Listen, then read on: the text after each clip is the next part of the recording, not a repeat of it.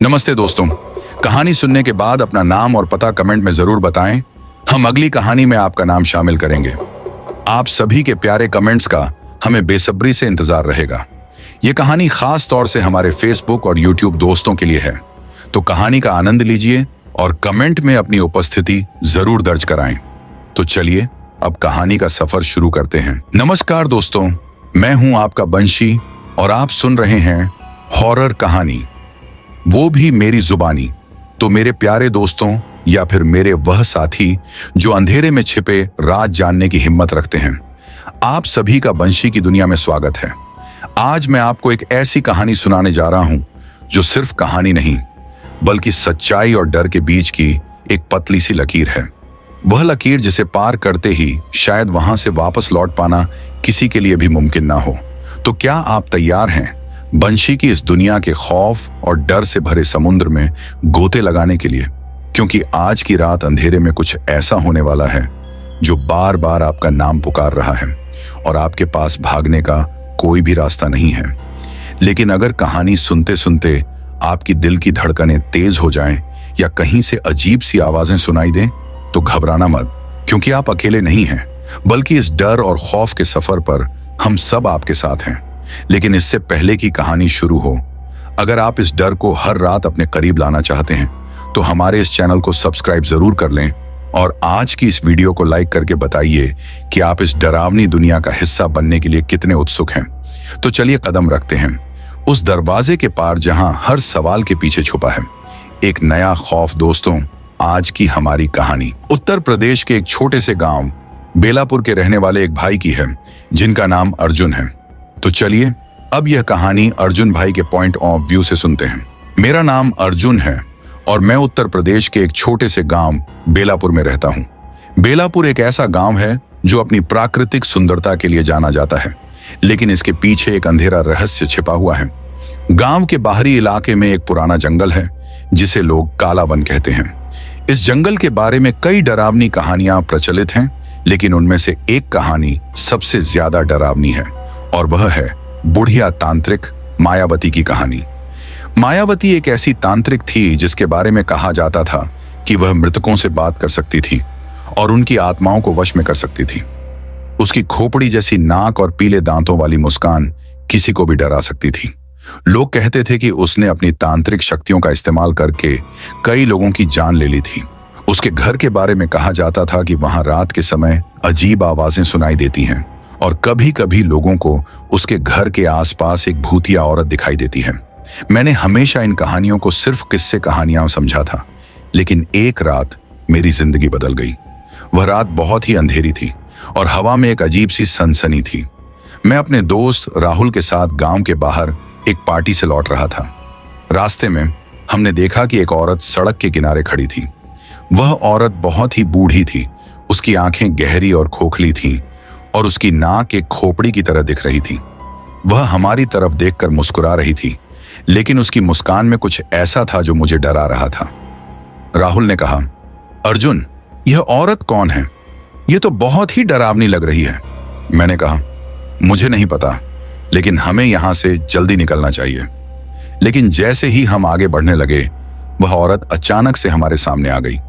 उसने हमें रोकते हुए कहा, तुम लोग मेरे घर क्यों नहीं आते? मैं तुम्हें कुछ दिखाना चाहती हूँ। मैं और राहुल एक दूसरे की तरफ देखने लगे। हम दोनों ही डर गए थे, लेकिन किसी तरह हम उसके साथ चलने के लिए मान गए। वह हमें उस जंगल की तरफ ले गई जिसे लोग काला वन कहते थे। जंगल में घुसते ही हवा और भी ठंडी हो गई और हमें लगा जैसे कि कोई हमें देख रहा हो। अचानक वह औरत रुक गई और बोली, यहाँ आओ, मैं तुम्हें अपना घर दिखाऊंगी। हमने देखा कि एक पुराना और टूटा फूटा घर था जिसके चारों तरफ बड़े बड़े पेड़ थे। घर के अंदर से अजीब सी आवाजें आ रही थीं, जैसे कि कोई रो रहा हो या चिल्ला रहा हो। मैंने राहुल से कहा, हमें यहां से भाग जाना चाहिए। लेकिन जैसे ही हम पीछे मुड़े, वह औरत हमारे सामने आ गई और बोली, तुम लोग कहां जा रहे हो? मैंने तुम्हें अभी तक कुछ दिखाया भी नहीं है। उसकी आवाज में एक अजीब सी खुशी थी, जैसे कि वह हमारे डर का आनंद ले रही हो। हम दोनों ही उसके साथ घर के अंदर चले गए। घर के अंदर का माहौल और भी डरावना था। दीवारों पर अजीब सी तस्वीरें लटकी हुई थीं और हवा में एक अजीब सी गंध थी।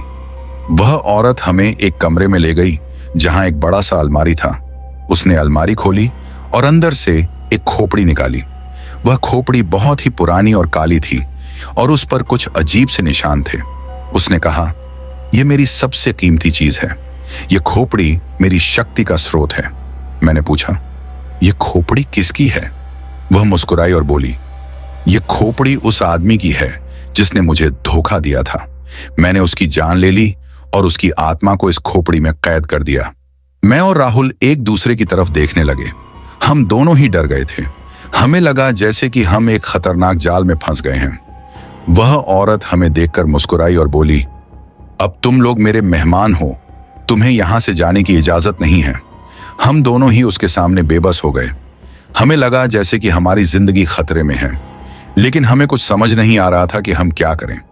तभी अचानक से घर के बाहर से एक तेज आवाज आई। वह औरत चौंक गई और बोली, कौन है वहां? हमने देखा कि एक आदमी घर के अंदर आया। वह आदमी बहुत ही लंबा और मजबूत था और उसके हाथ में एक बड़ा सा चाकू था। उसने हमें देखा और बोला, तुम लोग यहां क्या कर रहे हो? यह जगह तुम्हारे लिए नहीं है। वह औरत गुस्से में चिल्लाई, तुम कौन हो? तुम यहां क्या कर रहे हो? उस आदमी ने कहा, मैं इस जंगल का रखवाला हूं। मैं जानता हूं कि तुम कौन हो और तुमने क्या किया है। तुम्हें यहां से जाना होगा। वह औरत गुस्से में चिल्लाई, तुम मुझे नहीं रोक सकते, मैं यहां की मालकिन हूं। उस आदमी ने अपना चाकू उठाया और बोला, तुम्हारा समय खत्म हो गया है, तुम्हें यहां से जाना होगा। वह औरत चिल्लाई, नहीं, मैं नहीं जाऊंगी। तभी अचानक से घर के अंदर एक तेज रोशनी हुई और वह औरत गायब हो गई। हम दोनों ही हैरान हो गए। उस आदमी ने हमें देखा और बोला, तुम लोग यहां से जल्दी निकल जाओ, यह जगह तुम्हारे लिए नहीं है। हम दोनों ही उस आदमी का शुक्रिया अदा किए बिना ही वहां से भाग निकले। हमें लगा जैसे कि हमारी जान बच गई है, लेकिन हमें यह नहीं पता था कि यह सिर्फ शुरुआत थी। जब हम घर पहुंचे तो हम दोनों ही बहुत ही डरे हुए थे। हमने अपने परिवार को सब कुछ बताया, लेकिन उन्होंने हमारी बातों पर यकीन नहीं किया। उन्होंने सोचा कि हम सिर्फ किसी डरावनी कहानी का हिस्सा बन गए हैं, लेकिन हम दोनों ही जानते थे कि जो कुछ भी हुआ था वह सच था। अगले कुछ दिनों तक हम दोनों ही सामान्य जिंदगी जीने की कोशिश करते रहे, लेकिन हमें लगा जैसे कि हमारे ऊपर एक अंधेरा साया मंडरा रहा है। हमें लगता था कि कोई हमें देख रहा है और कभी कभी हमें अजीब सी आवाजें सुनाई देती थीं। एक रात मैं अपने कमरे में सो रहा था। तभी अचानक से मुझे लगा जैसे कि कोई मेरे कमरे में है।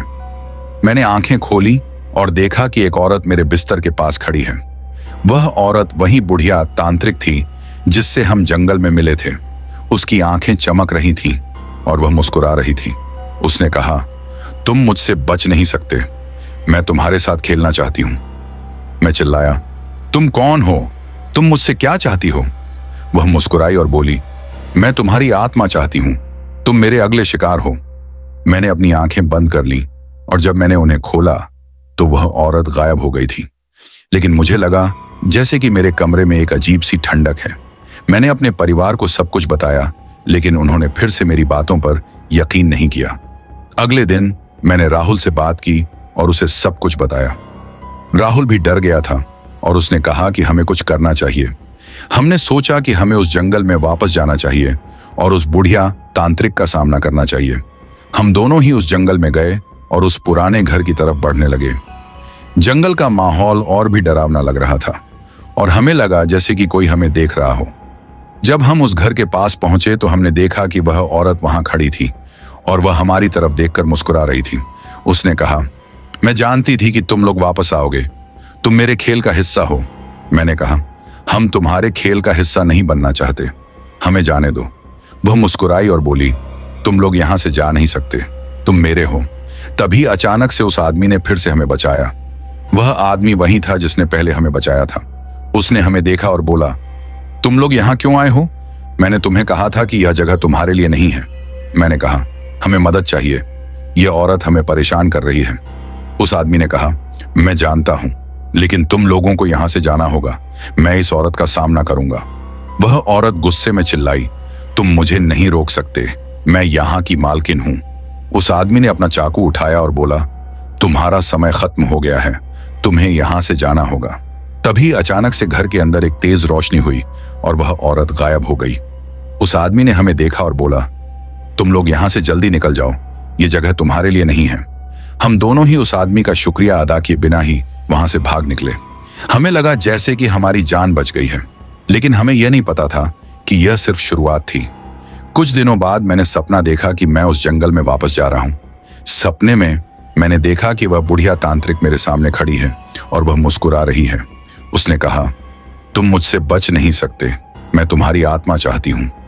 मैंने सपने में चिल्लाया, तुम मुझसे दूर रहो, मैं तुम्हारा शिकार नहीं बनना चाहता। वह मुस्कुराई और बोली, तुम मेरे हो, तुम मेरे खेल का हिस्सा हो। जब मैंने आंखें खोली तो मैंने देखा कि मैं अपने कमरे में हूं, लेकिन मुझे लगा जैसे कि मेरे ऊपर एक अंधेरा साया मंडरा रहा है। मैंने राहुल से बात की और उसे सब कुछ बताया। राहुल भी डर गया था और उसने कहा कि हमें कुछ करना चाहिए। हमने सोचा कि हमें उस जंगल में वापस जाना चाहिए और उस बुढ़िया तांत्रिक का सामना करना चाहिए। हम दोनों ही उस जंगल में गए और उस पुराने घर की तरफ बढ़ने लगे। जंगल का माहौल और भी डरावना लग रहा था और हमें लगा जैसे कि कोई हमें देख रहा हो। जब हम उस घर के पास पहुंचे तो हमने देखा कि वह औरत वहां खड़ी थी और वह हमारी तरफ देखकर मुस्कुरा रही थी। उसने कहा, मैं जानती थी कि तुम लोग वापस आओगे, तुम मेरे खेल का हिस्सा हो। मैंने कहा, हम तुम्हारे खेल का हिस्सा नहीं बनना चाहते, हमें जाने दो। वह मुस्कुराई और बोली, तुम लोग यहां से जा नहीं सकते, तुम मेरे हो। तभी अचानक से उस आदमी ने फिर से हमें बचाया। वह आदमी वही था जिसने पहले हमें बचाया था। उसने हमें देखा और बोला, तुम लोग यहां क्यों आए हो? मैंने तुम्हें कहा था कि यह जगह तुम्हारे लिए नहीं है। मैंने कहा, हमें मदद चाहिए, यह औरत हमें परेशान कर रही है। उस आदमी ने कहा, मैं जानता हूं, लेकिन तुम लोगों को यहां से जाना होगा, मैं इस औरत का सामना करूंगा। वह औरत गुस्से में चिल्लाई, तुम मुझे नहीं रोक सकते, मैं यहां की मालकिन हूं। उस आदमी ने अपना चाकू उठाया और बोला, तुम्हारा समय खत्म हो गया है, तुम्हें यहां से जाना होगा। तभी अचानक से घर के अंदर एक तेज रोशनी हुई और वह औरत गायब हो गई। उस आदमी ने हमें देखा और बोला, तुम लोग यहां से जल्दी निकल जाओ, यह जगह तुम्हारे लिए नहीं है। हम दोनों ही उस आदमी का शुक्रिया अदा किए बिना ही वहां से भाग निकले। हमें लगा जैसे कि हमारी जान बच गई है, लेकिन हमें यह नहीं पता था कि यह सिर्फ शुरुआत थी। कुछ दिनों बाद मैंने सुना कि उस जंगल में एक बुढ़िया तांत्रिक की मौत हो गई है। लोगों ने कहा कि वह एक दुर्घटना में मर गई थी, लेकिन मुझे पता था कि यह सच नहीं था। मुझे लगा जैसे कि उस आदमी ने उसे मार डाला था, लेकिन जब मैंने उस आदमी को ढूंढने की कोशिश की तो मुझे पता चला कि वह आदमी कभी अस्तित्व में ही नहीं था। वह सिर्फ एक कल्पना थी जिसने हमें बचाया था। आज भी जब मैं उस जंगल के बारे में सोचता हूं तो मुझे लगता है जैसे कि वह बुढ़िया तांत्रिक अभी भी वहां है और वह मेरी आत्मा की तलाश में है। मैं जानता हूं कि मैं उससे बच नहीं सकता, लेकिन मैं उसका सामना करने के लिए तैयार हूं। यह कहानी सिर्फ एक कहानी नहीं है, यह मेरी जिंदगी का सच है और मैं जानता हूं कि एक दिन मुझे उस बुढ़िया तांत्रिक का सामना करना होगा और तब मैं जानूंगा कि मेरी किस्मत क्या है। हाँ तो दोस्तों, यह थी हमारी आज की कहानी। आपको कैसी लगी यह आप मुझे कमेंट बॉक्स में कमेंट करके जरूर बताएं। अब मैं उन लोगों का नाम लेने जा रहा हूं जिन्होंने पिछली कहानी फेसबुक और यूट्यूब पर सुनने के बाद कमेंट करके अपना नाम और जगह बताई थी। तो सबसे पहले हैं रामेश जी सालवी है दंतेड़ी से, राकेश जी सालवी है चितांबा से, गोविंद सिंह जी हैं भीलवाड़ा से और सबसे लास्ट में जगदीश जी सालवी है करेड़ा से। ये थे उन लोगों के नाम जिन्होंने पिछली कहानी पर कमेंट करके हमें बताया कि वह कहां से कहानी सुनते हैं। अगर किसी का भी नाम छूट गया हो तो वह कमेंट करके बताएं, अगली कहानी में उनका नाम जरूर लिया जाएगा। मैंने पूरी कोशिश की है कि किसी का भी नाम ना छूटे।